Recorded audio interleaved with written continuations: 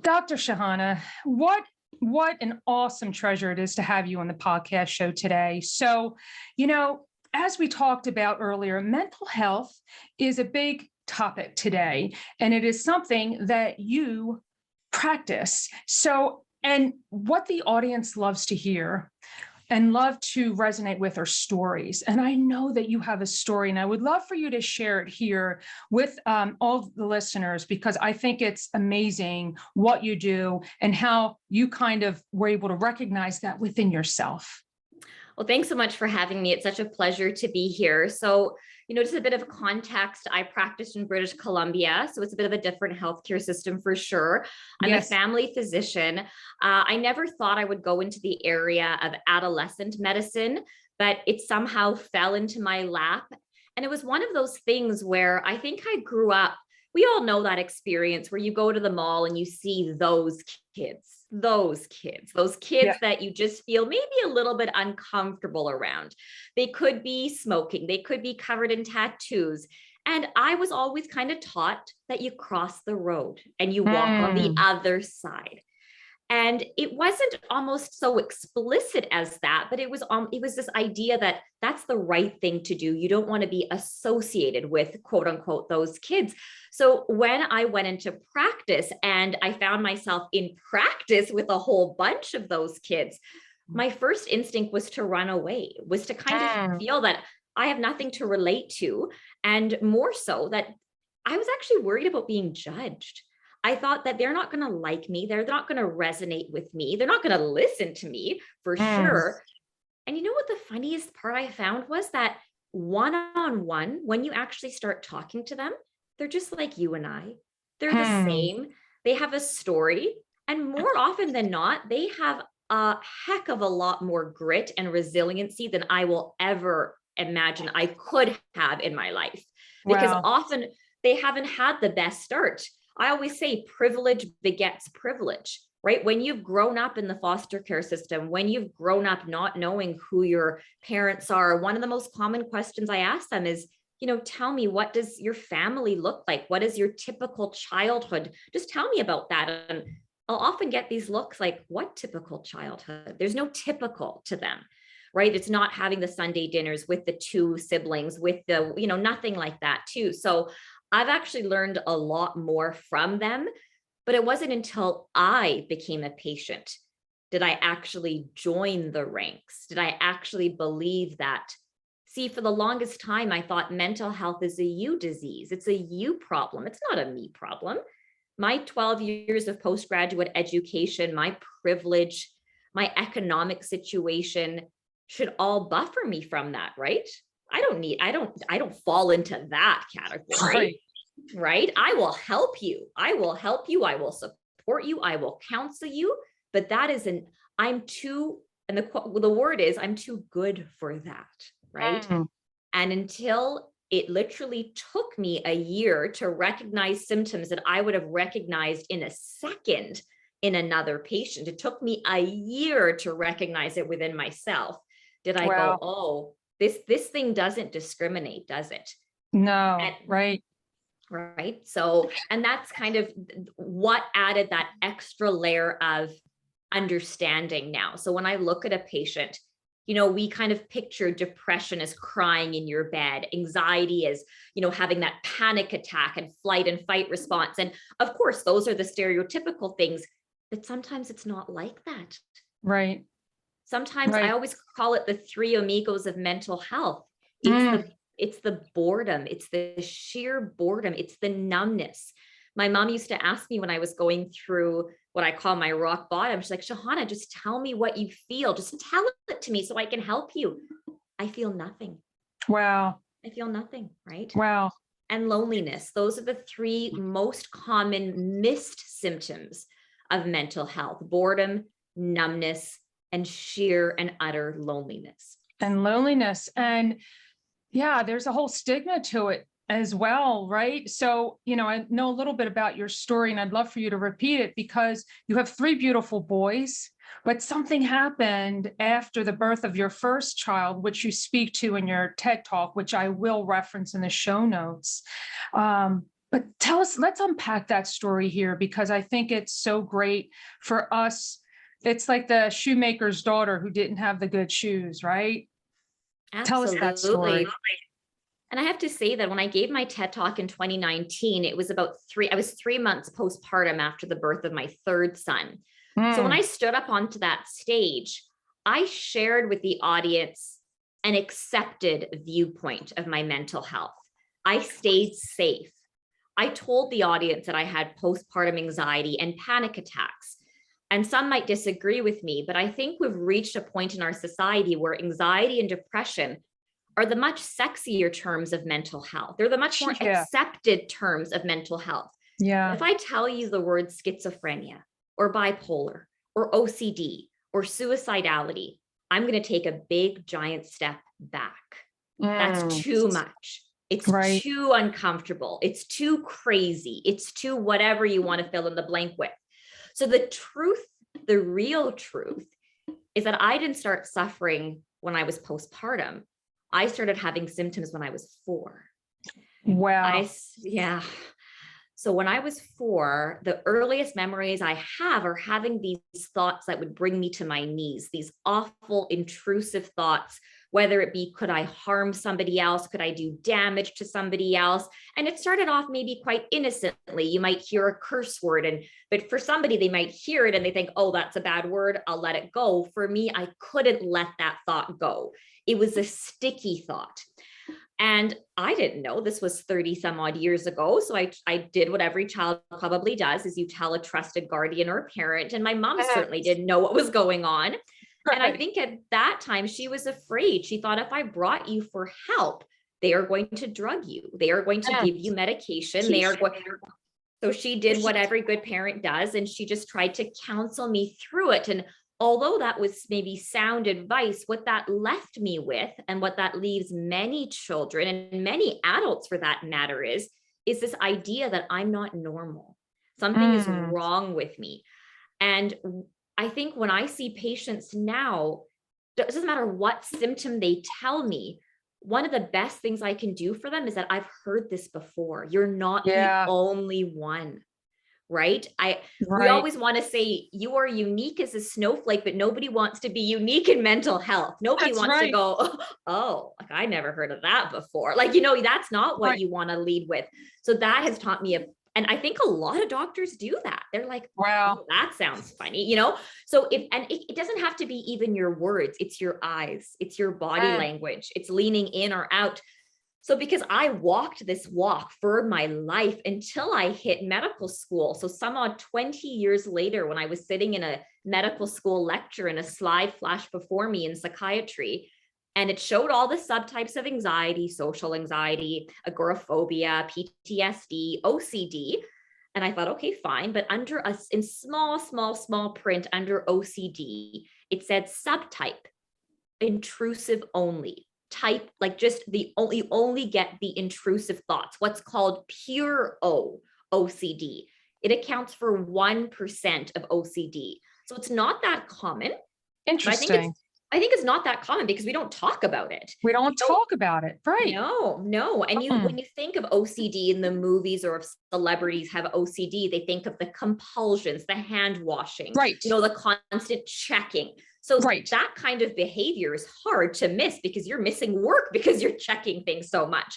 But if you have the pure O subtype, it's internal. You have no Wow. compulsions. And lo and behold, after I finally gave birth to my first son after residency, you know, I always say mental health will find you. You Mm, can stuff it down as far deep as you can, but during those times of vulnerability, whether it be a breakup, whether it be a loss in the family, whether it be the postpartum period, which is a super fertile time, it found sure. me. It found me Mm, again. And the intrusive thought, the number one intrusive thought for postpartum mothers and fathers, whether it be you have OCD or not, they've done a study, 96% of new parents will have this thought, could I hurt or harm my child? wow. It is that common. It's just the fact that people with the OCD can't let go of the thought. They start believing the thought. They start Wow. taking certain behaviors to mitigate the thought. And the reason I bring this up is that, once again, we talk about postpartum depression. We're just talking about postpartum anxiety, but postpartum OCD, no. Right. And I've seen women lose their lives over it because they are Wow. misdiagnosed as postpartum psychosis. And they so believe in these thoughts that they feel like they'd be better off not being here. So that's part of my work, is to, I remember speaking to a counselor and she said the best part of her job is telling moms that, no, you can keep your baby. This is normal and there's treatment. And I'm here just to push that message forward. I'm so appreciative of that. This is an awareness, and that's the first step. So what was your aha moment then in getting your self treatment once you recognized that, oh, I need to seek help? Like, what was your process, Dr. Shahana? Yeah. You know what? Like I said before, when I deal with some of the worst mental health that people would have ever come across, and part of that is dealing with a lot of suicidal thoughts and what we call suicidality. And let me just tell you, the game of predicting who could and who isn't and who might, and it's not a pleasant experience for both the physician and the patient.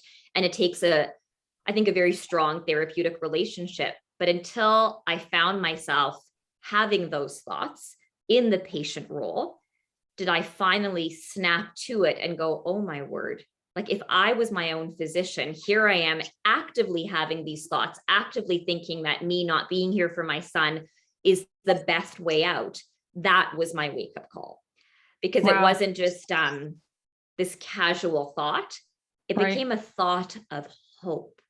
And when that becomes a thought of hope, and I'm telling you, and I apologize to anybody who might find this triggering, but I think it's important we say this, because I'm certainly not alone in having this thought. And I've talked to many, many people. So if you find that that is a hopeful, not a distressing thought, that is a signal that we need to get help. That's the trigger. That clarity is so important. Thank you so much. And thank you for your vulnerability, because these are difficult things to admit within ourselves and out loud. But what you're doing is such an incredible service, because you're like, I had this, not that it's normal, but there's help. You're not alone. Absolutely. You are not alone. Right. So, and with your work, as a lead physician, at Foundry, let's talk about that incredible center. I know you have amazing stories of the youth who you have helped and transformation. Let's talk about that work a little bit. Oh, absolutely. Like I said before, it was a line that I thought I'd never really dive into, but you almost can't help but fall in love with working there. Although it can be distressing and it can be upsetting at the best of times, because you're seeing people at the worst of their times. But I think what I really find so unique about it, especially here in Canada, here in British Columbia, that it really is multidisciplinary work at its best. A great example was last night when I was on as lead physician.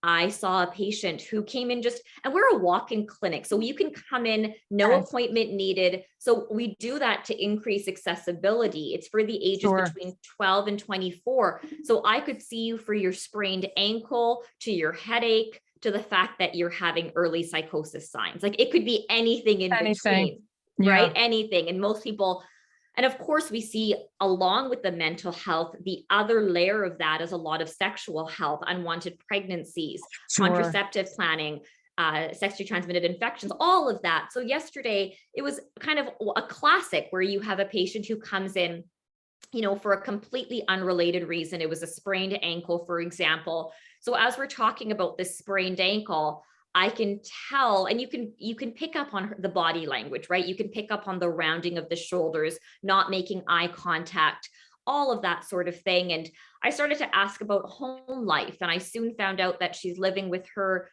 ex-boyfriend, an ex-boyfriend that is, by all means in nature, coercing her, telling her that she's stupid, telling her that she's dumb, that she knows nothing. He's putting her in actually physically abusive towards her when he's drunk. And she looked at me and said, I would do anything to get out of this. I just don't know how. I just don't know how. And these are the people, like, it makes you thank the fact that you have a circle around you if you do. But a lot of these youth, they don't. There's no Right. family, there's no friends. And he did what most perpetrators do, cut you off from your friends and families if you do have one. So you are extremely isolated. So that simple sprained ankle turned into a domestic violence sort of situation where we're talking about safe housing and transition housing and how to keep her safe. And it was the first time she ever talked to anybody about this. But this is why they don't have to be 10-minute appointments. They can be as long as they need it. And so I'm pulling in a social worker, I'm pulling in a counselor, and that's the team approach. Wow. So I think what you say too is very important, is paying attention to the body language, the lack of direct eye contact, the withdrawal, maybe the hunching of the shoulders. We can, become aware of this in other people. So, a previous guest of mine, Dr. Shahana, was a woman whose daughter committed suicide, right? And that's horrible. And it was because of bullying at school. And I'm sure you've heard stories, and it's just horrible, but she is part of this education, as are you, in sharing with parents and teachers, pay attention to changes in behavior. And these are some great signals that you share here that we can start to think about, and perhaps hopefully not notice, but yes, notice, so we can help somebody and extend our hand and how we can help people. So what is something that, I can do as an individual if I see somebody in distress like that? Do I attempt to talk to that person, or is it just best to say, do you want to go talk to somebody? I guess that's where I would love your guidance. And, if I see somebody with similar signals, what's your advice? Yeah, that's a very, very, very good point. And I think it all depends on your relationship with that person too. Okay. If you're somebody that person can trust, and if you have that kind of relationship with that person, that sometimes people need to be called out in a very gentle but obvious way, saying, look, and you don't frame it on them, you frame it on you. I've noticed, not you seem like you're withdrawn, you seem like you're really depressed. What's wrong? What's going on? That's you. Do it. Right. I've seemed to notice that you're not attending school as much. I get this feeling that something else is going on. Am I reading you the right way? My gut is telling me that maybe it's worth having a conversation with you. I know I've felt this way before. And I felt like nobody was hearing me, and that I felt like I didn't actually even feel anything. Can you relate to that in some ways? Those are the best ways to approach it, because it's in a non-judgmental, because it's almost like that person is a butterfly. They'll just take off like that. They're gone. They're out of, even if they're physically there, they're mentally somewhere else. Right. Yeah. But the best way that I've learned to do that is actually, you can relate it personally, that, I've had that kind of experience, or I've known somebody with this. This is a great center that you could go to. But I think the ones that I worry the most about are the ones who aren't talking, the ones who are coming to my office and telling me about their thoughts. And those are usually okay, because we have that line of communication open.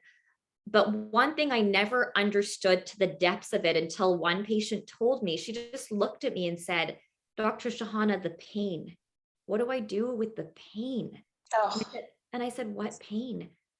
And I'm confusing it for physical pain, and it's not. It's, what do I do with this Wow. pain? So sometimes people won't even describe it as depression or anxiety, but actual pain. So we miss the mark a lot of the times because we're not using the right words. Yeah. So do you ask them then to use certain words to describe that pain? Yeah, of course. Yeah, absolutely. Tell me where it is. Where is it in your body? Where do you feel it? Is it in your gut? Is it in your head? Is it in your chest? Is it in your back? Where do you house that pain? What does it feel like to you? Right. When do you notice it do you notice it in the morning, when you're alone, at night? Where do your thoughts go?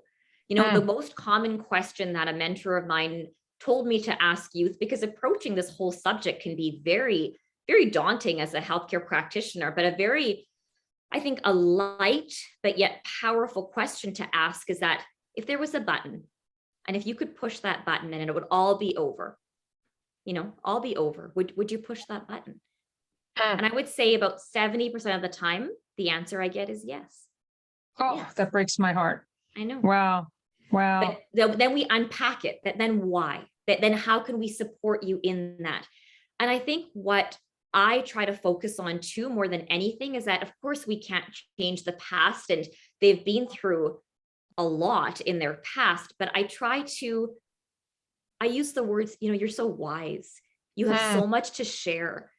Can you teach me? Teach me. Tell me, how did you go through this? How did you grow up not knowing your bio mom or bio dad, and in a foster care system where you were abused? And how are you here? And how are you doing so well at school? What do you want to be? How are you right. going to, where are you going to take this gift? And I had one patient tell me, she's like, I want to be a cardiothoracic surgeon, or I want to be a tattoo artist. And I loved it because it was just, there was no limits. There was Right. no limits to what she could dream about. And I think when Right. you're dealing with youth still between the ages of that 12 and even, let's say, 18, there can Mm, be that innocence about them, that they still believe they can change the world, but they need someone to tell them that, yes, you can. right. Yes, you can. Right. Yep. Yes, you can, and you do have a future. And Mhm. I love your approach to it. So, I guess from the time that you offered your TED talk, which I thought was amazing, to today, so that was right before the pandemic started. How has your practice changed or shifted, if at all? But my sense is that it has, and maybe more recently now than ever. But yeah, let's talk about that for a second. Oh, of course. Yeah. One of the premises of my TED talk was this idea that, I kept seeing the same kind of patient, just with a different name, right? It was the same sorts of issues. And I began to realize that, I'm not sure how it works in the States, but especially here, education and healthcare are in silos. We don't talk to each other. I have Yeah. no idea what happens in the classroom. And yet, for most children, they spend a large majority in the classroom. And Right. yet they come and see me after the class, and I have no idea what's being taught. I can't leverage on any emotional intelligence training, if at all, has been done in the classroom.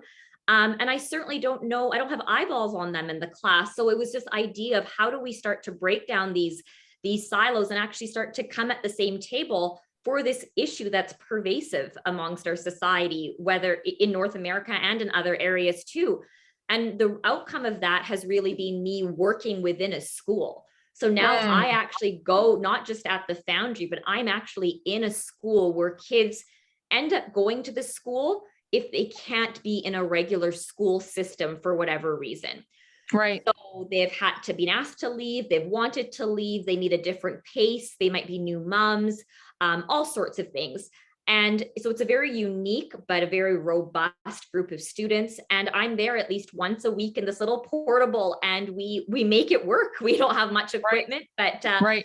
we get it done. And that's a great, because now I'm not just working with kids, I'm working with school counselors, and Right. I'm working one-on-one with youth workers who say, look, they might look great at school, but I know they've been drinking all night. I know Mm, that, like I know they have no resources, and they have those eyeballs that I don't. So that is a huge step forward, but of course more needs to be done. And like you sure. said, the practice, I feel COVID, of course, from a mental health perspective, was difficult on all of us. But Right. I think the one perhaps slight positive that it did, I always use this analogy that no patient would ever come to me and say, Dr. Alibhai, I'm too good. I'm too good for exercise. I'm too good for eating right. Like, my body is just perfect. Like, I'm really, really, like, nobody's ever going to tell me that. Right. But yet, why do we have that premise with mental health? Right. So COVID changed the dialogue, and it changed the dialogue for me and my team and my patients, that mental health is not a you or me disease. It's meant for all. Mental health Yes, is meant for all health. And I I think love that.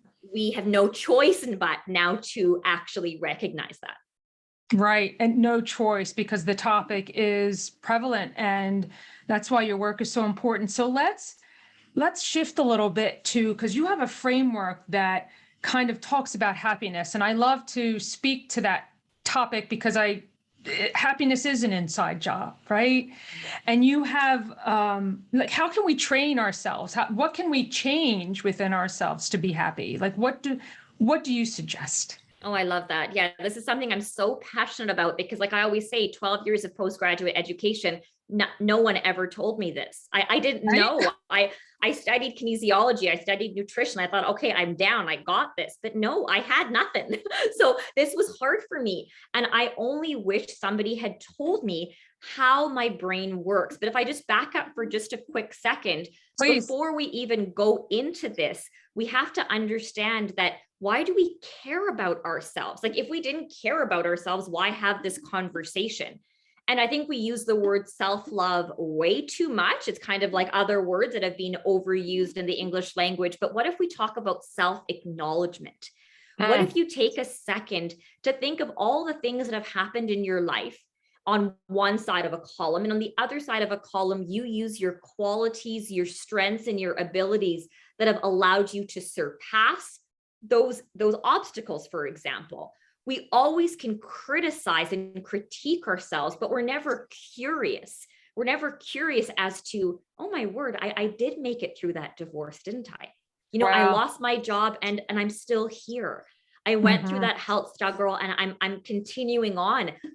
I also work at a breast cancer facility as well. And that's also a very difficult job, but I have to remind patients that are going through recurrences too, that you've come so far. Like, I don't think we give ourselves permission to measure our success backwards and actually to appreciate ourselves and to see ourselves like maybe our loved ones do. So right now, I need to give you that permission, to give you that confidence so that you can do the work ahead. So that's step number one. Step number two is that the cornerstone to all of this is self-awareness, right? And I think once again, we think of this as this nebulous term, like what is self-awareness? But in summary, it's allowing ourselves to look at ourselves like a toddler would look at themselves, with curiosity. Going, why did I get so angry last night? Why did I feel at my wit's end? Not why, just the why, but not going, oh, see, here I go again. Look, that's my typical behavior. We love to put ourselves down. I had one patient the other day and I used the words, do you have lifters or do you have squashers in your life?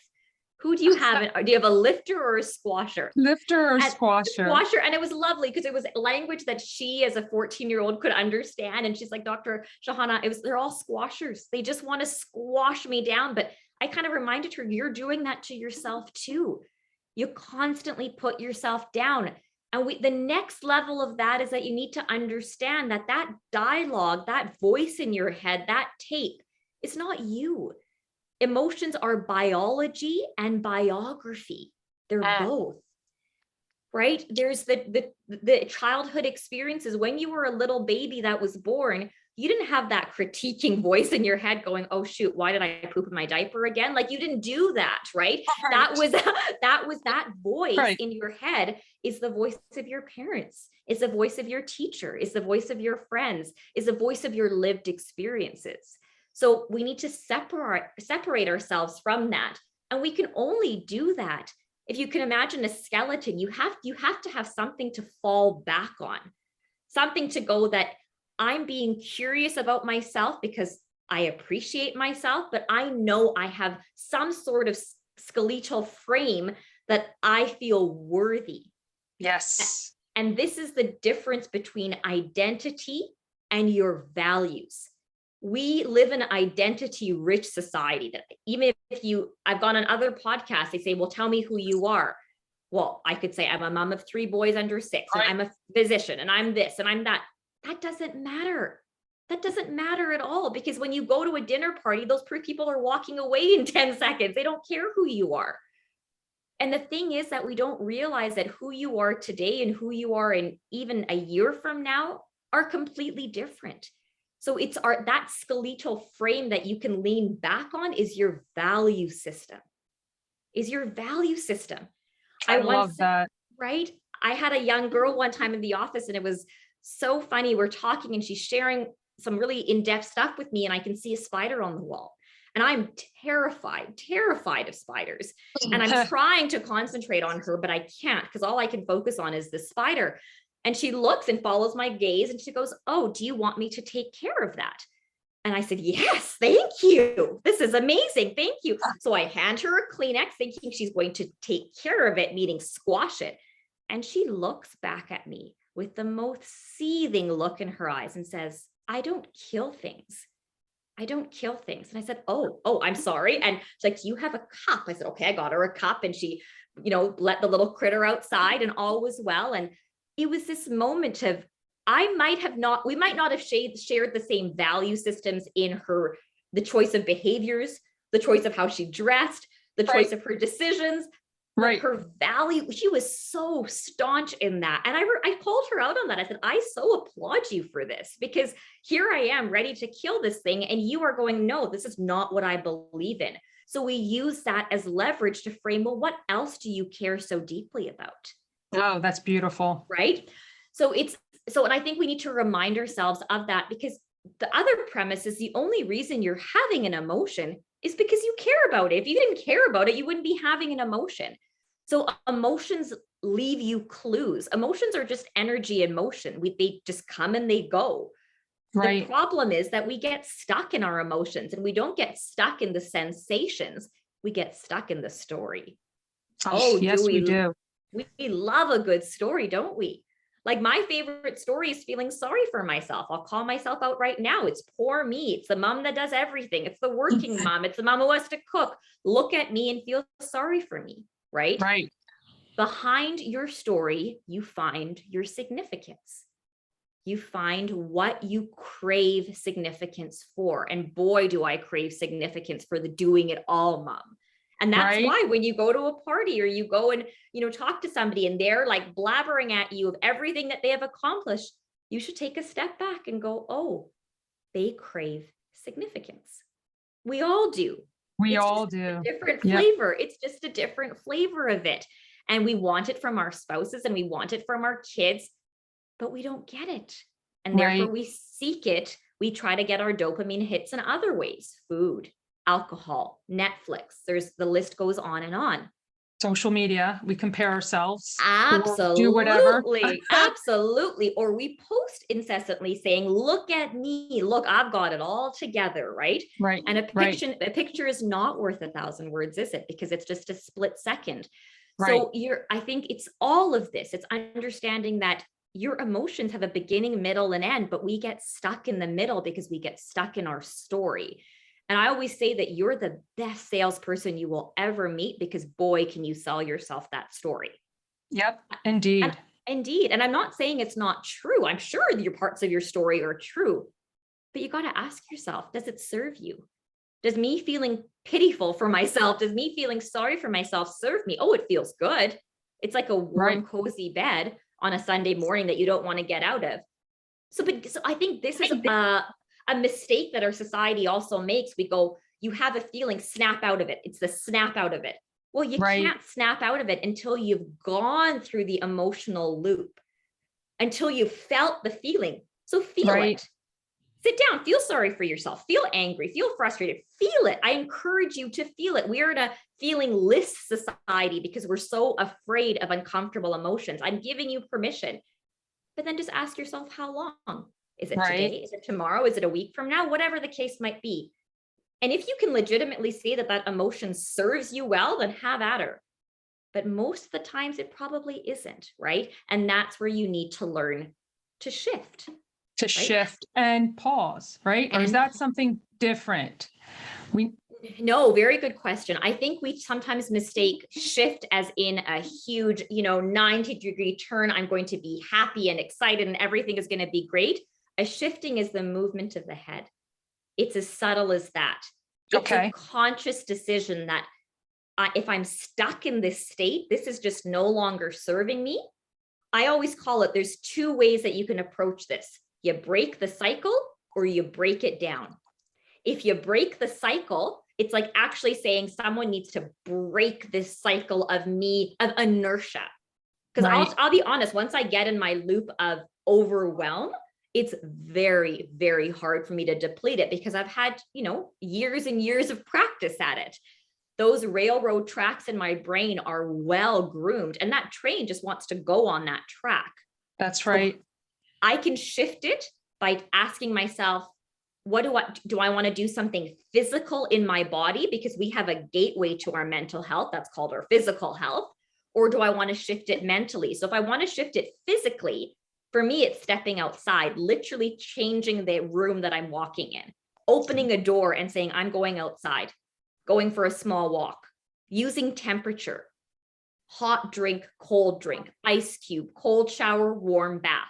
Temperature is because you usually can't focus on the pain of holding an ice cube and the pain of your thoughts at the same time. Or it could be as nice as having a warm cup of tea and just actually not chugging it down, enjoying the tea. Enjoying it and savoring it. Exactly. Tasting something, the tea, the taste. You can do the touch, which is a butterfly hug, crossing your body. Whenever you cross body, you stimulate both sides of your brain. And this will show up on the YouTube video as I'm patting myself in opposite directions here. Right. That's a famous calming technique called the butterfly hug that was used for hurricane survivors. Like all of these are breathing. Of course, we talk about breathing a ton, but it could be as simple as 2 sharp inhales followed by a long exhale. They have done studies that this actually stimulates the parasympathetic nervous system, the rest and digest nervous system part.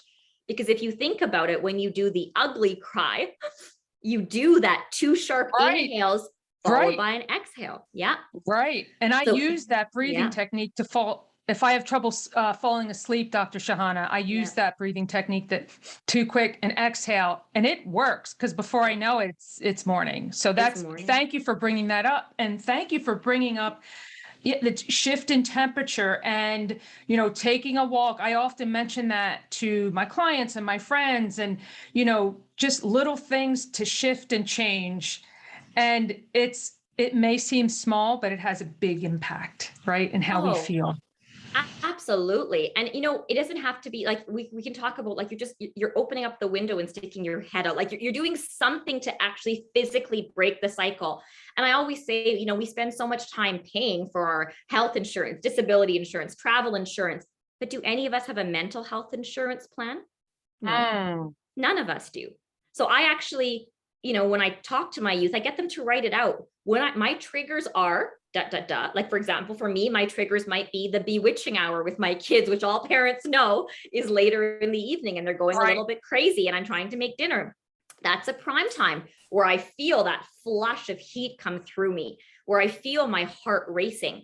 The thought is not even there, but I feel it physically in my body. And I go, oh, here it comes again. There's the overwhelm. And if you don't want to do the physical adaptations to kind of shift, you can do the mental adaptations. And the number one thing I call it is constructive distraction. We're all about putting down social media. Oh, it's awful and all this stuff. But what if I said, what if you use constructive distraction? What if you set the timer for 5 minutes and went into social media with a purpose? The purpose being, I'm going to find something that's going to make me laugh and smile. It's great for that. Have at her with cat videos or whatever makes you smile. Go for it. Set the timer, but intention. With intention, you block the idea of numbing because it's numbing. Numbing is our nemesis. Numbing is our nemesis, but I love that. Setting it with intention, like limiting ourselves. Oh gosh, I'll use that today. Are you kidding? That's such a great tip, is just setting a timer and just intentionally knowing what you're looking for, whatever, right? To be happy. What tremendous tips you're sharing. I love this, Dr. Shahana, so much. And I feel that it's something we can all use at any age, right? For ourselves, for our families, for our children, everyone. Of course. And I think it starts so young, right? It starts by, like I mentioned, I have a 2, 4, and 6-year-old boy. And I remember one time I was making a grocery list or something on the whiteboard, and I used checks for what I got and X's for what I didn't have. And my 6-year-old son, or he was 5 then, he looked at me and goes, "Mommy, don't use the X's." And I said, "Why? Why?" He's like, "I don't like them." And it made me realize that he's 5. He's not even in the regular school system yet, but there's something about liking the check mark and not liking the X meaning failure, X meaning you didn't do it right. Wow. Right. And I thought, isn't that incredible? Like, it's conditioned in us to not fail. right? And I talk about this a lot, that we need to practice failing. We need to practice falling. My younger son is learning how to rollerblade, which is a whole different story, in the house, which is another whole different story. And we were watching a YouTube video on how do you teach someone to rollerblade? And the guy correctly said, you need to practice fall so that when you actually do fall, you fall correctly. And I lived my life needing and wanting perfection. Everything had to be perfect, because if it wasn't perfect, then I wasn't perfect. And if I wasn't perfect, that was my identity. My identity was transactional. If I was smart, and if I could help you with your homework, then you would like me, right? Isn't that the way that this is all going to go down? And we do that as adults. We do that as kids. Yes. It's the funny person. It's a person who's good at music. It's a person, enjoy that. But the minute you're realizing that I'm doing this to get a response or an outcome from you, well, then suddenly what I have is perceived as worth to you. And there's something wrong in that, isn't it? Right? Yeah. Yeah. So yeah, it's teaching our kids all of this. It's teaching our kids that it's okay. It's actually really good to be, my son on spring break was saying, Mommy, I'm bored. I'm like, yes, you're bored. That's amazing. That's great. Celebrating that. That's where your creative time is going to come from. I made a mistake on that. That's awesome. That's okay. Right. Because I didn't start off in medical school. I actually started off in chiropractic school. I turned down medicine, went to chiropractic school. Day one of chiropractic school, I knew it wasn't for me. I loved the material. I just was awful with my hands.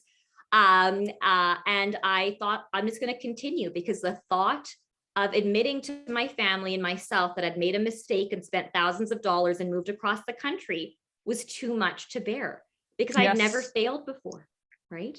I hear you. Acceptance. Yeah.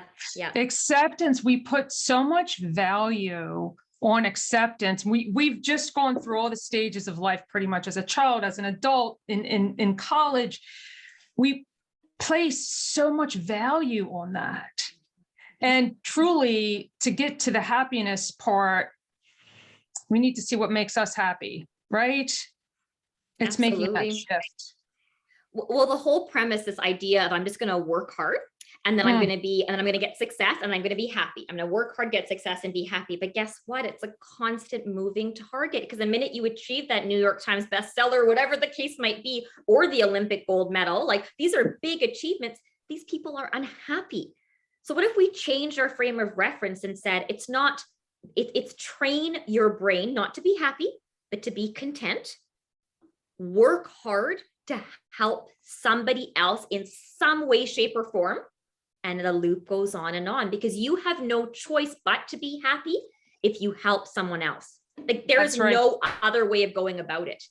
That's right. And it doesn't have to be in a big way. You can be, a plumber, a mechanic, and just do a really good job and see someone smile. You've done your job. And you've done your job. That's the journey. That's the journey. And that's what I love to say too, is when when the call ends, and at the end of the call, the person on the other end says to me, "Oh, I feel so much better. Thank you." That's it. Day is over. That's what I needed today, right? Absolutely. It's the journey, Dr. Shahana, not the destination. Well, I know you do a number of presentations, and I want to ask you the star question, because you are a star guest today. What one piece of clothing or accessory, when you put it on, really lights you up? Like, how does it make you feel?